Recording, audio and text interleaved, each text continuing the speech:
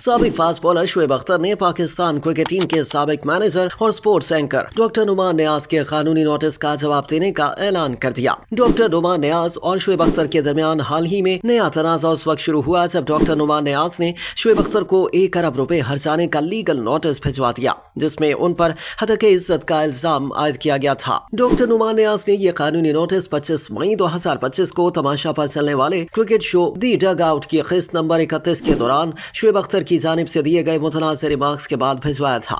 Doctor Numan नियाज ने social media platform x पर एक बयान में कहा कि 3 साल तक टेलीविजन चैनल्स और डिजिटल मीडिया प्लेटफॉर्म्स पर यकतरफा और बदनीयती पर मबनी किरदार कुशी की मुहिम जारी रही। इस तरह की कई बेज़ाब्तियों की मिसालें मौजूद हैं। ऐसी ही एक मिसाल 25 मई 2025 को तमाशा पर नशर होने वाले प्रोग्राम डग आउट की किस्त 31 में सामने आई है, जहां शुएब अख्तर ने एक बार फिर हकीकत के बरखिलाफ तौहीन आमेज रिमार्क्स दिए। इनका मजीद कहना था कि आखिरकार खामोशी को मजीद रजामंदी नहीं समझा जा सकता था। कानूनी मुशावरत के बाद अब बाज़ाब्ता और दो टोक अंदाज में एक हद मुकर्रर कर दी गई है। शुएब अख्तर को कानूनी नोटिस भेज दिया गया है। शो में गुफ्तगू के दौरान शुएब अख्तर ने पाकिस्तान टीम के कोचिंग के निज़ाम और मैनेजमेंट पर तबसरा करते हुए कहा था कि मेरे टाइम पर मुझे तो पता भी नहीं होता था कि कोच कौन है। दूसरा, हमें ये नहीं पता होता था कि मैनेजर कौन है। उन्होंने मजीद कहा था कि हमारे वक्त हमें ये पता होता था कि हमारे बैग कमरे में पहुंचे हैं कि नहीं।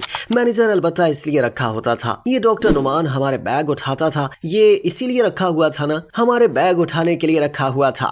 ये कंप्यूटर में कुछ लिखता रहता था और उसका बुनियादी काम हमारे बैग कमरों तक पहुंचाना होता था। डॉक्टर नुमान नियाज की कानूनी टीम ने शुएब अख्तर के इस तबसरे को गलत, तौहीन आमेज और इनकी साख को नुकसान पहुंचाने का हामिल करार दिया। वकील काजी उमर अली की जानिब से 29 मई को भेजे गए कानूनी नोटिस में कहा गया कि शुएब अख्तर के बयानात से डॉक्टर नियाज की इमेज को बार बार ठेस पहुंची और जज्बाती और पेशावराना नुकसान भी पहुंचा। नोटिस में स्पोर्ट्स जर्नलिज्म में डॉक्टर नियाज की तवील खिदमात, पाकिस्तान क्रिकेट बोर्ड में उनके आला सतही किरदार और उनके तमगा इम्तियाज अवार्ड की भी निशानदही की गई है। नोटिस में खबरदार किया गया कि अगर शुएब ने एलानिया माफी नहीं मांगी या अपना बयान वापस नहीं लिया तो पाकिस्तान के हतक इज्जत ऑर्डिनेंस 2002 के तहत मजीद कानूनी कार्रवाई की जा सकती है।